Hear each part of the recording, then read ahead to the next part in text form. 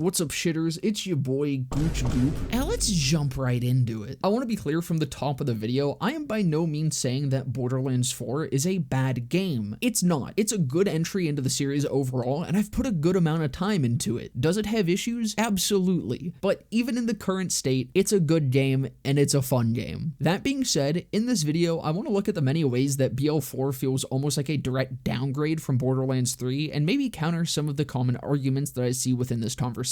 At the end of this video, I also hope to toss some ideas out there as to why this might have happened. While I'm going to try and be as fair and objective where possible as I can while comparing these two games, this is all, of course, just my own opinion, especially when we start getting into my thoughts on the why behind this all. I don't have any direct insight into Gearbox, but I've been around the community for years and have seen the entire life cycle of BL3, Wonderlands, and now the beginnings of BL4s. In that time, I've also seen a lot of the good and the bad of how Gearbox interacts with the community. I know, this video is going to be a lot more reasonable than the title would imply. I am not going to be flaying Randy's flesh from his bone today. That's more of a springtime activity. But with that out of the way, let's get into another iconic Arachnica Yells at Clouds video.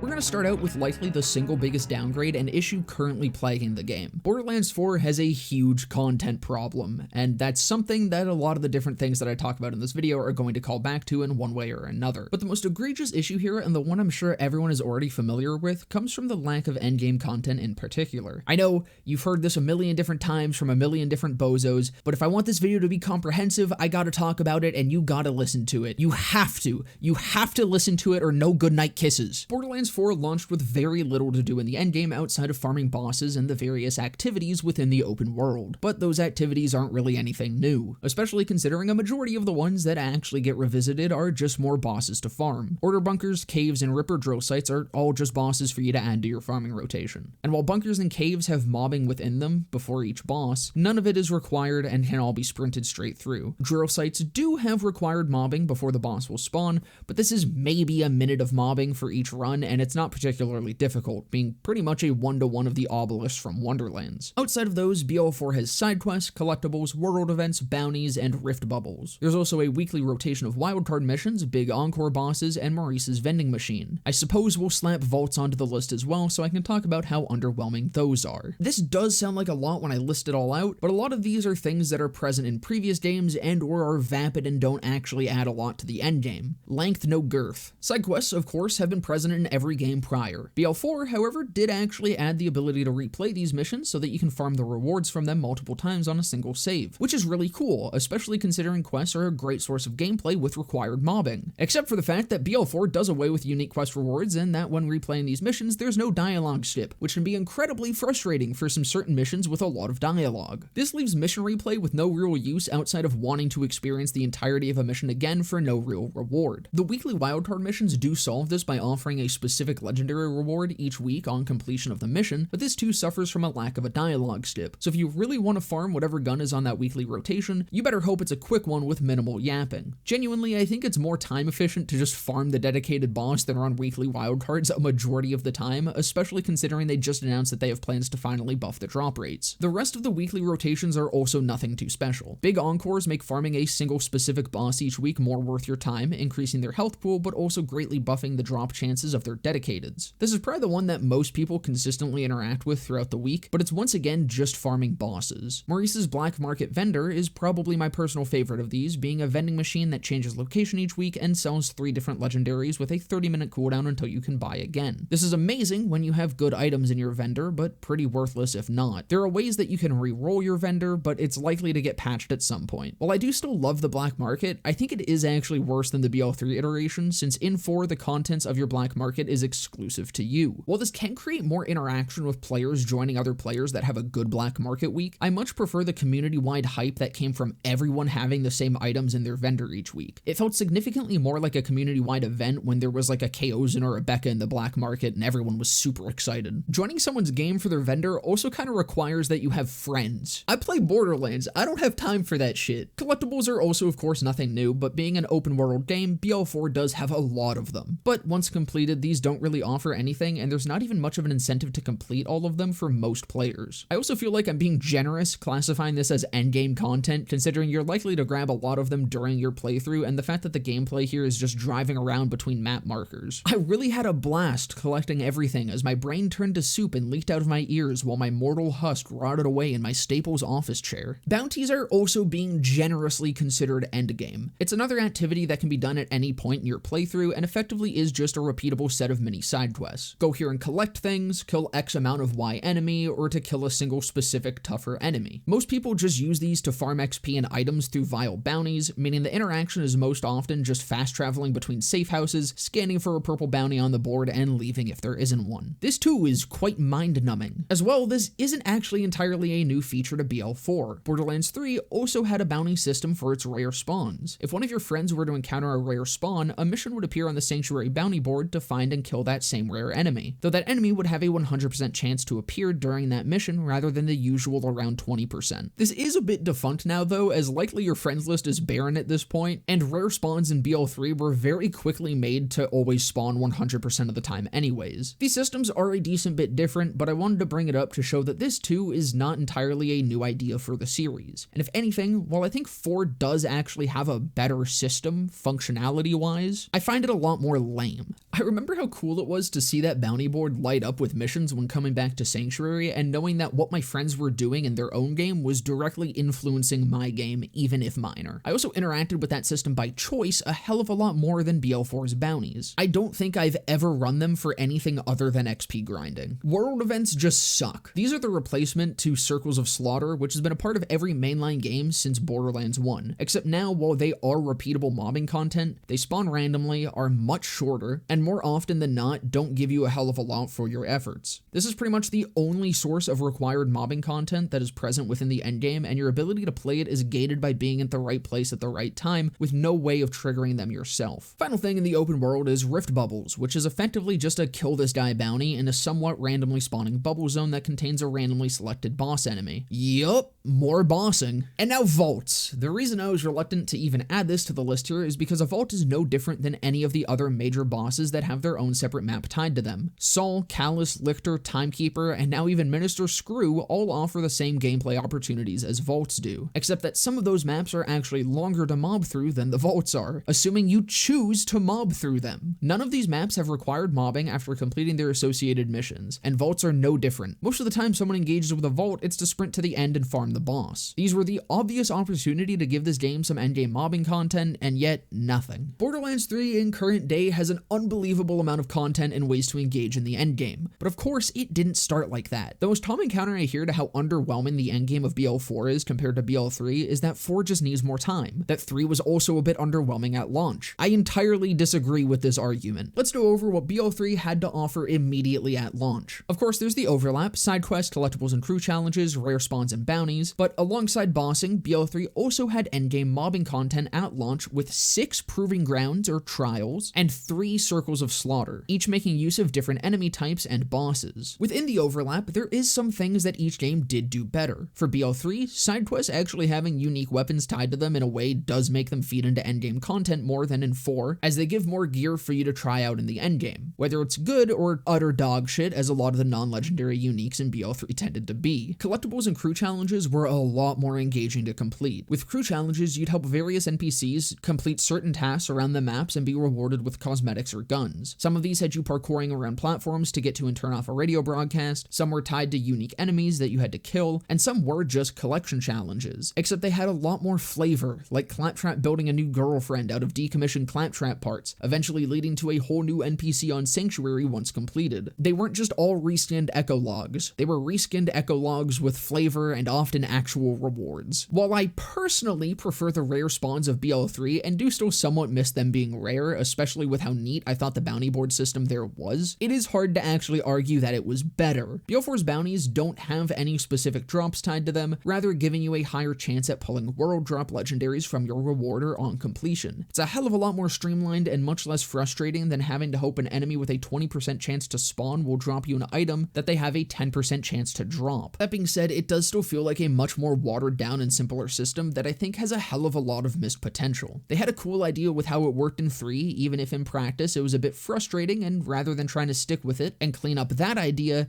they went backwards to the simplest solution. But where 3 of course wins out is that mobbing content and the fucking variety of it. Proving Grounds were an entirely new concept for the series, being a repeatable linear mobbing section leading up to a boss with a time trial aspect to it, giving better rewards based on your completion time. Proving Grounds were overhyped pre-launch, and this did lead to some disappointment initially, but for what they were something new and pretty damn fun. Each also used different enemy types, making all 6 of them feel unique while also giving a place for every single type of enemy to shine in the endgame. Worth noting here though, they did not launch with true mode, and that was added later on, but even without raid boss scaling on the bosses, the time trial aspect was more than enough to keep it engaging. Big shout out to the trial speedrunning community. Circles of Slaughter, as mentioned, have been around since BL1, but I believe BL3 is easily where they're at their best. Whoa, hey, look at that, up in the top right corner there. I did a whole video on these too, maybe check that out. There's 3 of these, being the Cistern of Slaughter, containing creature enemies, the Slaughter Shaft with COV enemies, and the Slaughter Star 3000 with Mollywan enemies. 3 different and pretty unique arenas, 3 different enemy types, each with their own bosses. Trials and Slaughters both offered mobbing content, and distinct mobbing content between the 2 at that. Trials were a lot shorter, usually taking around 5 minutes to complete, whereas the Slaughters can be more like 15 to 30 minutes. Trials were linear rooms of mobbing, with Slaughters being a wave-based arena mode. Trials gave you a chest of loot at the end based on your completion time. Slaughters would world drop you loot from the plentiful badasses, rewarding extended carnage. Now I can't say BL3 was completely without fault at launch. 3 had a healthy balance of mobbing and bossing content, but BL4 did at least learn something from the launch of 3, in that 4 actually launched with pretty much everything having a dedicated drop source. 3, similar to the games before it, launched with many legendaries being world drop only. This was obviously fixed reasonably quickly after launch, but for the sake of being fair, I feel that it's worth mentioning. Now fuck launch, what that content be looking like.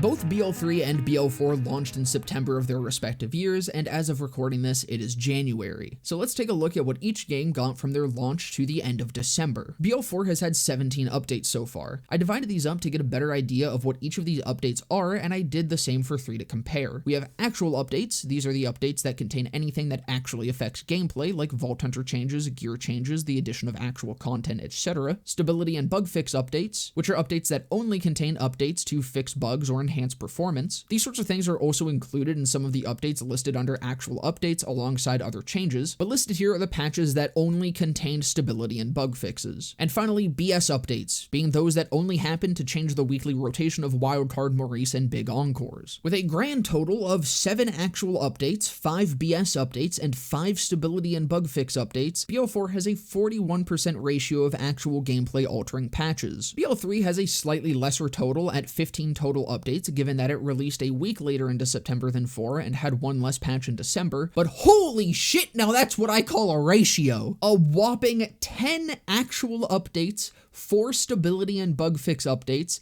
and a single BS patch, which is technically a bug fix patch, but it was like literally a single fix, so into BS it goes. This gives BL3 a 67% ratio on gameplay updates, but it really doesn't stop there. I don't want to go through every single update here, as that feels incredibly overkill and would kill my retention, but I will leave links to the official pages where you can read every single one of these update notes from both BL3 and 4. But I am not bullshitting when I say a majority of the BL3 updates completely humiliate even the largest BL4 patch. Like, this was actually eye-opening to sort through, even going into this video already knowing how much better of a patch cycle BL3 had. It is insane. I'll give my favorite example. October 9th, 2025, Borderlands 4 got a patch that, really went down in the history books. That's a bit facetious, as this patch was decently well received, but it mostly just buffed a bunch of legendary pistols. Borderlands 3, September 27th, 2019, sniper rifle overhaul, pistol damage overhaul, Mollywan buffs, Atlas buffs, various outlier weapon buffs,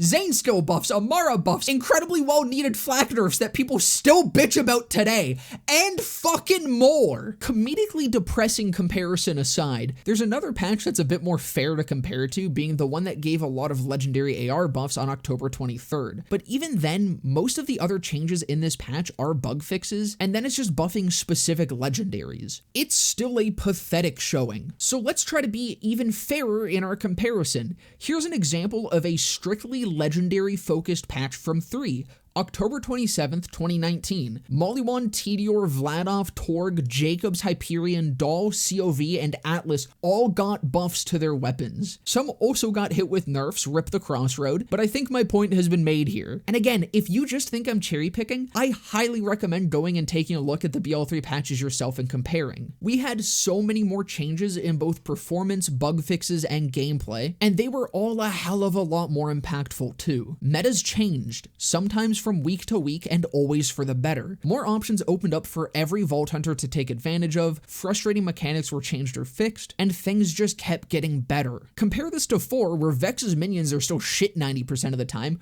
her kill steals don't refresh, her bonus elements are all over the place on what they scale with, and Prismatic Iker apparently works as intended. BL4 hasn't seen a single meta shift since launch, with maybe the exception of Amon after his millionth number adjustment, which I'm sure isn't going to become a problem a few more levels from now. It's not just the contents of updates though, it's the amount of content itself too. Since launch, BL4 has had a Halloween event, a bounty pack, and most recently a raid boss. We also got the announcement that we'll be getting a takedown after we finally all bitched enough for it. The Halloween event, Horrors of Kairos, was a massive flop. It came with a weather event, which essentially just made the sky turn red and bleed when you got near a rift bubble, 2 new legendaries that you got as a potential reward for completing one of those rift bubbles, and a shift code with a head and a weapon skin. 2 of the 4 items in this event were a shift code, and pretty much nothing actually new was added other than a new grenade and a new AR. The bounty pack was a lot better, having a new linear map area with an associated mission, boss, and loot. Along with that, there was a vault card with 4 more weapons and a ton of cosmetics along with daily and weekly missions that help you earn vault card currency. This was initially meant to be a paid DLC, though after the flop of Horrors of Kairos, it was given for free alongside the announcement of a 5th bounty pack to make up for those that already bought the season pass. And finally, we got Bloom Reaper the Invincible, our first raid boss, which launched with his own linear map, a new UVH level, and a UVH6 exclusive firmware. The mobbing present in this map is not required to get to him, this is more bossing content. Borderlands 3, from launch to December, I cannot stress enough that we are comparing the same time period, also got a Halloween event, a takedown, and the first of its story DLCs, Moxie's Heist of the Handsome Jackpot. BL3's Halloween event was far more in-depth. It introduced Maurice as our event NPC, who would give us a repeatable quest to hunt down haunted enemies before taking us to the new event map. Haunted enemies were normal enemies that would have spectral particles floating around them, and on kill would summon a ghost, being this floating skull enemy. These came in 3 varieties, green being the default, red being a badass, and gold being a loot ghost, having a high chance of dropping legendaries. This event also added a whole new linear map with required mobbing sections, a puzzle, and a boss at the end of it, all of which could drop the 4 new legendary items. It also added a whole new mechanic in Terror, being a status effect that the ghost would apply to you, which would lower your accuracy, but this was able to be harnessed through Terror anointments to make some incredibly strong builds. There was also a new tab added to your inventory which tracked your progress through various challenges with this event, completion of which would progress you along a track to unlock the cosmetics. This event also just had some of the most banging soundtracks ever. Maliwan Takedown is widely regarded as one of the single best pieces of content ever added to a Borderlands game and acted as BL3's first raid boss,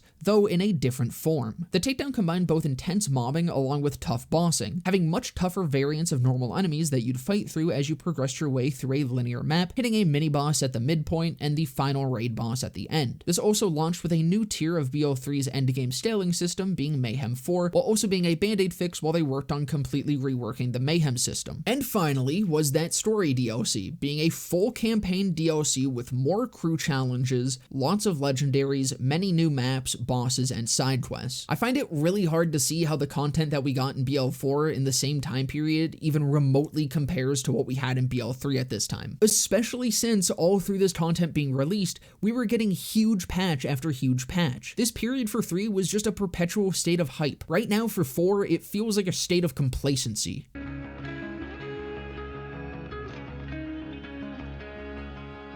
This section isn't going to be talking about the actual weapon systems present in BL4. I've done more than enough of that on this channel. This is specifically about legendaries, the lack of them, and particularly how lacking they are when it comes to actually being interesting. BL4 obviously has way less legendaries than 3 did. This is likely intentional given how they've talked a lot about wanting purples to still be viable and sought after even during the endgame. Despite the common belief shared by a lot of BL3 players and even Gearbox themselves apparently, given how they talked about it at the events leading up to 4, 4, purples in 3 are actually pretty damn good for the most part. Don't believe me? Check out my awesome and epic multi-part series, The Purple Box, which I will complete one day. The issue comes in that for any purple weapon you would want to use, there's usually a legendary counterpart. A great example of this is the Q system, being a purple Atlas AR that was legitimately meta and competitive with many legendaries up until the release of the OPQ, being a legendary Q system variant. The Q system itself is still incredible to this day and still competes, but it's hard to justify it over the OPQ that does everything the Q system does and more. In the current state, after years of updates and content drops, I think the only really good purples without a legendary counterpart that directly competes is the COV pistols, particularly the Preacher and the Splainer, for just being very simple COV pistols, the Carbuncle, and the Protuberance. Bit of a ramble there, but the point is that less legendaries isn't necessarily a bad thing. In fact, it's a great way to still keep value in purples, and that's exactly how purples still held value back in BL2. The problem comes in how fucking boring a huge majority of the legendaries in BL4 are. Most legendaries in 4 are stat sticks. I feel like this is definitely some of that Destiny influence coming in. Not all of them, there's certainly a good chunk with unique firing patterns or other fun effects, but a huge amount of unique effects equate to a gun doing more damage in some way or another, or just straight up having buffed raw stats. Many guns, even the more unique ones, don't carve out niches for themselves. There's not many guns that demand you build around them or reward you for investing heavily into their playstyles in the same way that the multi-tap heavily rewarded bonus projectiles, mag size, and fire rate in Borderlands 3, or how the Bearcat rewarded brain damage in Borderlands 2. This leads to many guns being incredibly plug and play on pretty much any build without having much in the way of any sort of unique identity, meaning that the smaller pool of legendaries that we have ends up blending together, and the only ones that actually stand out are those that are insanely busted with very little effort required. This is the exact inverse of the problem that Wonderlands had, where every gun was so gimmicky that they were just unfun to use. I don't think too many or too little legendaries is the right or wrong way to go about things, but I do believe 4 suffers in how bland a lot of the legendary roster is. 3 understood how to have a lot of legendaries, 2 understood how to do more with less, 4 shit its pants and cried.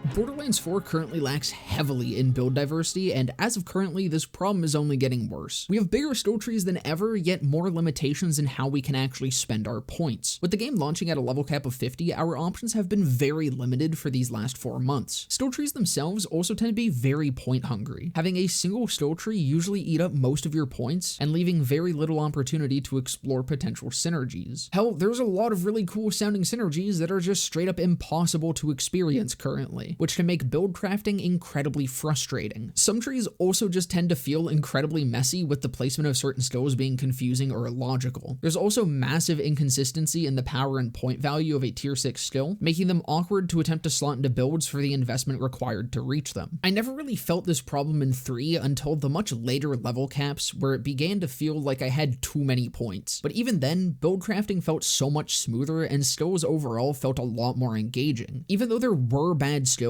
the trees themselves felt a lot more intentional and laid out much better. And in the cases where they weren't, some skills ended up getting shuffled around. The meta in Borderlands 4 is also incredibly similar across pretty much all the Vault Hunters and a lot of weapons. Certain part combinations are vastly superior to others, and the strongest guns are about the same across all the Vault Hunters. They also all pretty much have the same ability to do anything that the others can, which means none of them particularly have a unique identity, likely feeding into this issue further. I am simplifying and generalizing here a bit because really the build diversity issue in 4 could have an entire video of its own, but the major point is that build diversity, there's not much of that right now, but with the recent introduction of True Mode, that's only getting worse. True Mode is a global toggle to scale enemies to 4-player difficulty. This being a global toggle effectively means that this has become the de facto endgame difficulty of Borderlands 4, and that if a build can't compete on UVH6 True Mode, then it's not as good of a build as it could be. Now this is a toggle and it is optional, but so is every endgame scaling in Borderlands. That's just how our brains work as Borderlands player, is whatever the hardest difficulty is, that's what builds have to compete on. This is straight up just fast tracking endgame build compression before we're even getting more skill points.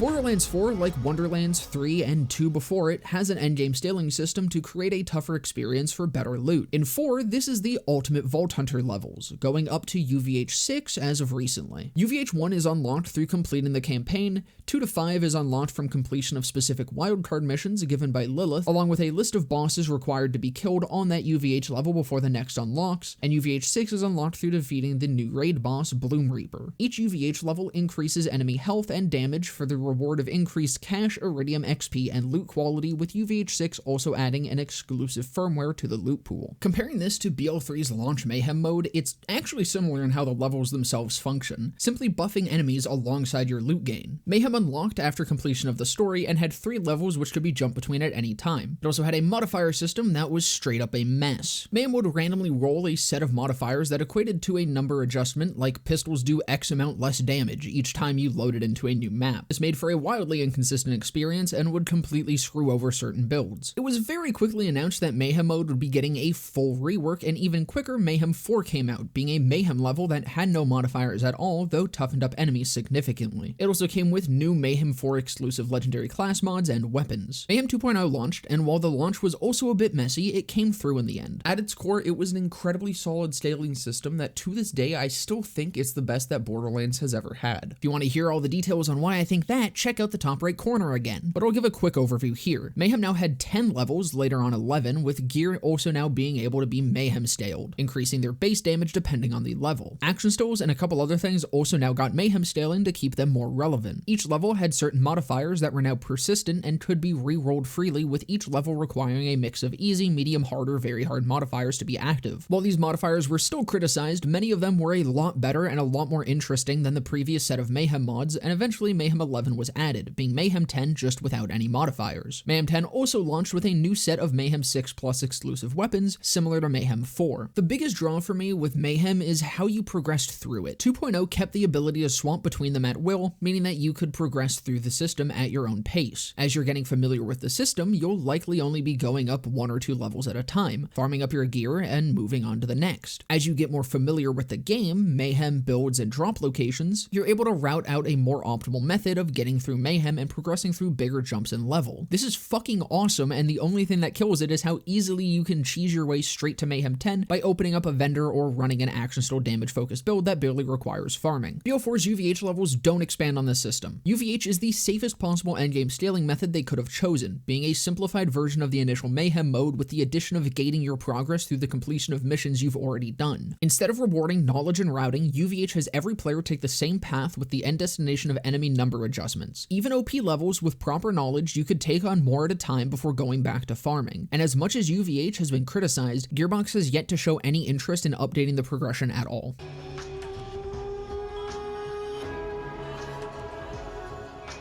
This section is going to be the things that I have less to say on, but are very much still downgrades or odd changes from the previous games. It's going to be a bit more rapid fire for the most part, and many of these points are likely unrelated from each other. Starting out with the biggest issue here, the new playthrough experience is awful, which is only made to feel even worse due to the lacking endgame. At least when Wonderlands had a shit endgame, running new playthroughs was absolutely killer and where most of my time in that game ended up going. BL4, now 4 months after launch, still has this annoying level scaling during a playthrough where enemies just suddenly jump 5 to 10 levels ahead of you, and sometimes they scale that level ahead of you with you even if you go back and farm XP from side quests. It's then even more frustrating when once you get through that horde of over-leveled enemies that you often can't even see the exact level of because it's hidden beyond a certain point, the enemies in the next area just beyond them are back to where you were previously. Now you're over-leveled. After beating the game once, you do unlock the ability to create a new character at level 30 with UVH active. But when you do this, the map is completely unexplored, you have no fast travel stations available, and no SDUs unlocked, including bank SDUs. This means a new level 30 character has access to like a fifth of your total banked items. Level 30 Stip has you engaging with the wonderful gameplay of driving around to collect SDU points, complete UVH requirements, and farming vile bounties to get up to level 50. It's miserable. Driving in 4 is just just miserable in general with how quiet this game is. And you want to know why? This is an open world game with 4 distinct zones, a million collectibles, and long roads between all of it, with a grand total of 1 hour and 20 minutes of music. Borderlands 3 at launch had 5 hours and 40 minutes of absolute bangers. And speaking of the game being open world, whether or not that direction is good or bad is definitely up for debate, but Borderlands 4 definitely still suffers from what I think a majority of open world games do suffer from, being incredibly lacking and often barren environments, which in that aspect, compared to the previous games, is definitely another big downgrade in moving to open world. Because having those instant zones,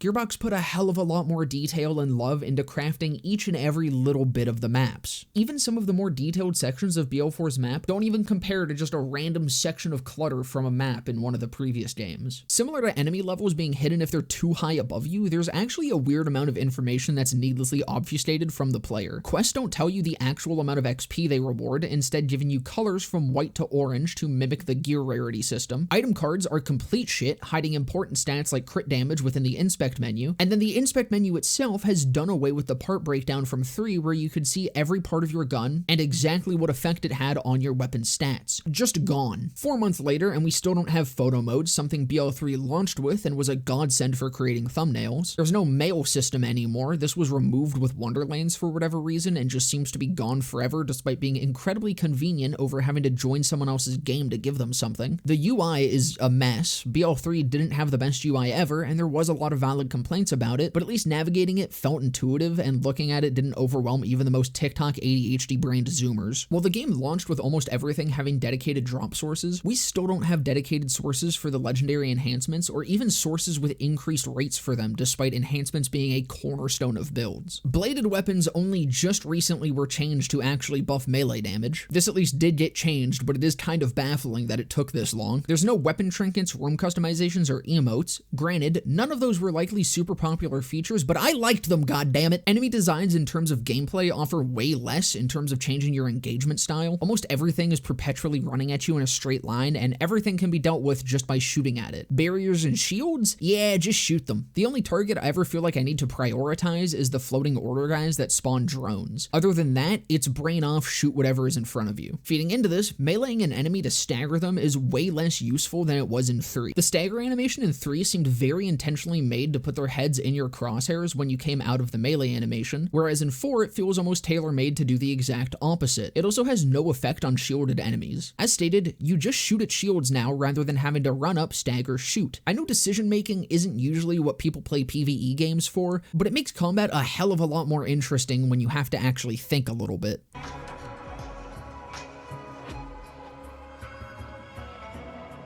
Whew, alright, so what happened here? How did we go from the massive jumps from BL1 to BL2 and BL2 to BL3 to where we are at with 4, where it feels like it actually went backwards in many ways? I'd like to first reiterate that this section is entirely my own opinion based on the way that I've seen Gearbox talk about 3 publicly this last year and how they've interacted with the community and feedback. I'm also going to be referring to Gearbox as a whole, but please keep in mind that a company isn't a hive mind. I'm not here to bash any specific individuals, and I'm not going to claim anyone in particular as responsible. But as well as that, this likely isn't a company-wide issue. There's absolutely people that pour their heart and soul into these games, and I'm sure there's many that would love to be doing more for BL4. All that is to say, I love Gearbox in these games, and I don't want this section to be taken as bashing. I think Gearbox has a problem with how they take in and interact with negative versus positive feedback. Rather, I think it could be more accurate to say the problem is interacting with loud feedback. Negative feedback is important when it comes to anything, just as positive feedback is. Being able to take in and understand the things you did great and the things you did poorly is invaluable, and under no circumstances should any feedback be ignored. But an important concept to understand is that very often negative feedback will be louder when it comes to the public. If feedback isn't being required from someone, then a lot of people are just going to silently enjoy the things that they enjoy. At the very least, significantly more people are often going to silently enjoy something rather than they would silently hate something. If someone is unhappy with something or extremely disappointed in something,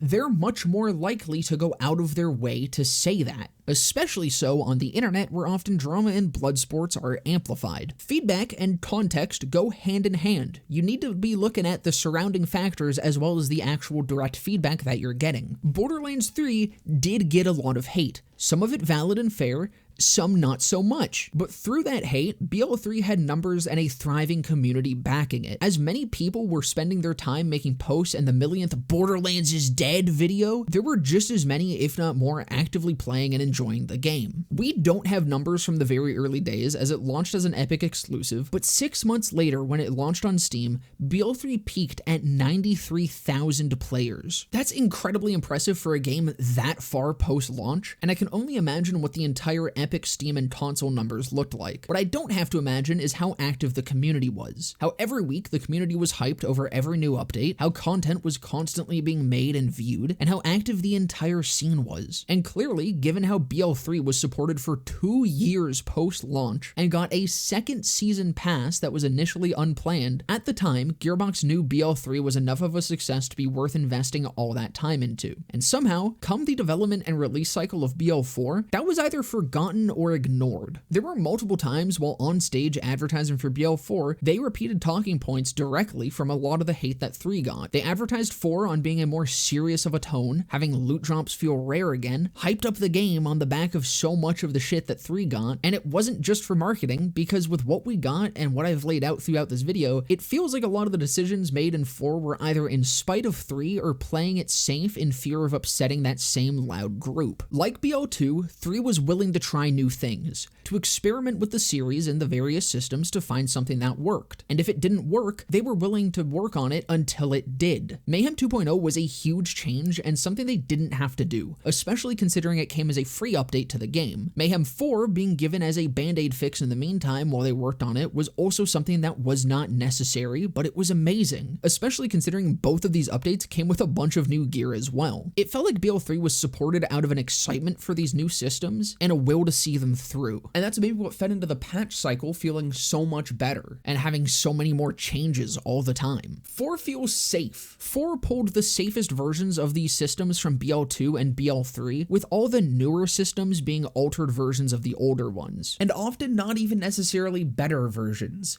just safer. There's very little that's truly new about BL4, with really the only new thing being the fact that it's open world. You know, one of the tags you can slap on your game to immediately get people pogging over it for free. Borderlands 4 was made to satiate rather than titillate. To finally wrap things up on this far too long video, BL1 to BL2 was a proper sequel. It's truly insane just how different those two games are, and it was clear that they weren't afraid to draw in different crowds. The jump from BL2 to BL3 was the exact same as 1 to 2. These were wildly different experiences that still, at their core, were Borderlands. BL4 tried to draw in the BL2 crowd, to recapture an audience that is already captured by a game. BL2's player base really hasn't gone down very much since BL4 released, because even when a game is made to their taste, that game isn't BL2. That game isn't the game they've been playing for 14 years. And I don't blame them. That's how BL3 is to me. 3 is my game. It's a game I've spent 6 years playing and invested thousands of hours into. There likely will never be a Borderlands game that grips me as hard as 3 did. Thing is, I don't expect every Borderlands game post 3 to just be a better version of 3. I expect an improved game with the same, if not more, quality of life, but new and expanded and interesting systems that I haven't seen or experienced before in this franchise. The goal of a Borderlands sequel shouldn't be to bring the hardcore player base from the previous game into being a hardcore player on the new one. Rather, it should be looking to convert a different set of casual players into hardcore players that will keep the game alive long after launch. You aren't going to catch the fish that are already in your boat. Move on to a different lake. That's not about do it for this one, though. I'd love to hear your opinions on all this down in the comments below if you got any. Or if you just want to comment gruncho buncho, feel free to do that as well. I'll be live right after this video goes up, right here on YouTube and also over on my Twitch channel, where there will be a link to down in the description below. And just under that is a link to my Discord server where you can come and join and hang out. But with that all being said, I hope to see you guys in the next one.